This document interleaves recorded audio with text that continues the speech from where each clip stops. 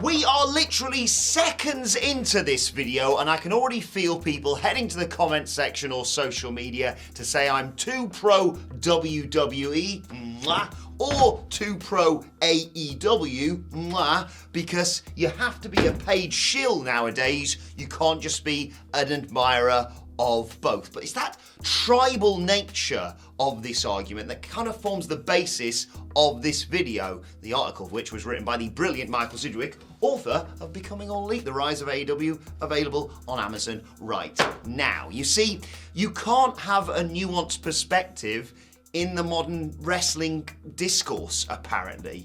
You look at the Bloodline saga and it is either a Oscar-worthy piece of genius or it's all kind of down to Paul Heyman. It's the old broken clock is right twice a day thing, actually, and it's the only good thing that WWE is doing. On the opposite side of things, just because occasionally Tony Khan books an action-packed episode of AEW Dynamite a little bit light on stories, doesn't mean that AEW can't tell stories anymore. This is the promotion that brought us Hangman Page and Kenny Omega and CM Punk versus my best friend, Maxwell Jacob Friedman. Anyway, I'm Adam Wilborn from What Culture, and this is the disturbing truth behind AEW's obsession with WWE.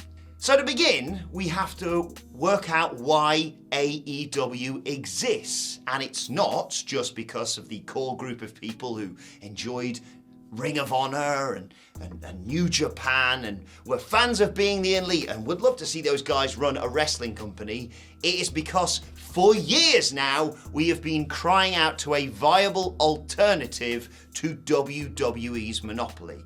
AEW's fan base is in part made up of those truly dedicated elite fans, but it's also made up of a lot of people who are so bloody fed up with WWE's bollocks for years. It formed part of the reason I'm talking about AEW right now, because initially it was quite good fun to take the piss out of WWE. I mean, there's a lot of things you can do and say on telly if you want to do that, not just saying words you're not allowed to say, but breaking through invisible walls or not watching TV weird like they all seem to do in WWE. But the thing is, you can't just base your entire company on taking the piss out of another company, and that whole stand up to WWE, stand up for WWE even, character on AEW television has now become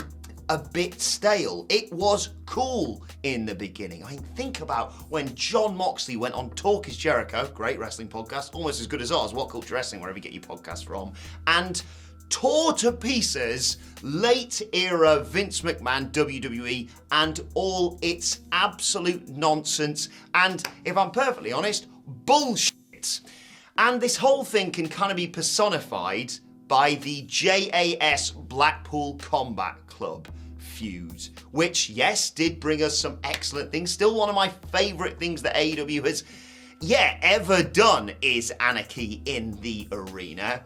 But, I mean, as with many Chris Jericho feuds, this dragged on a bit, and the whole pro wrestlers versus sports entertainers thing, it just didn't really work as WWE was evolving. It still got large elements of sports entertainment, but it's just not as fun now to take the piss out of that character. I mean, another really good example is the fact that, yes, whilst the Blackpool Combat Club despise the JAS, the Blackpool Combat Club members, at least some of them, probably don't despise sports entertainment as much as you wish that they would. Read that Players Tribune article that Bryan Danielson put out there. He doesn't hate WWE. He doesn't even hate Vince McMahon. He has a lot of love for what they provided for him and what they let him do. He just, in his own words, wanted to try something different. By God, has he done that, by the way. And then think about the current feud between the, how can I put this, the AEW homegrowns and the WWE imports. Right, Saraya turned heel in part because she came in and said, I'm going to be the face of this new AEW Women's Revolution, and quite a few people went, we don't really need a women's revolution here. We've already got the likes of Britt Baker and Thunder Rosa and Jamie Bloody Hater. We don't need someone to come in and zhuzh up this women's division. It just, Tony, needed to be booked a little bit better. People don't like Jamie Hater because she's an AEW original.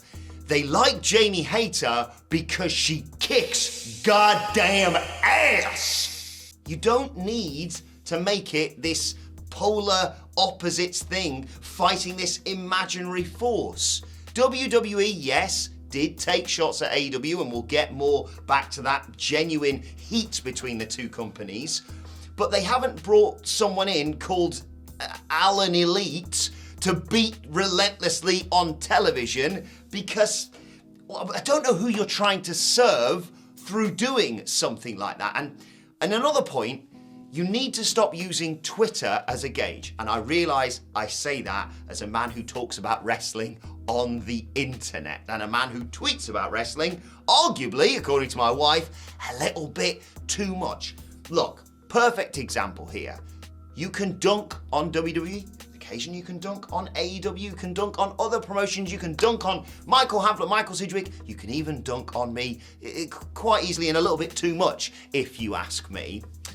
But sometimes you need to realise that, I don't know how some people are going to take this, Twitter isn't fucking everything. Just take Max Caster's rap, for example. I love Max Caster. I think his raps are always sensational, and I wish I could rap a tenth as good as he can. But when he did a rap referencing backstage issues with AEW, quite a lot of the people in the arena went, huh?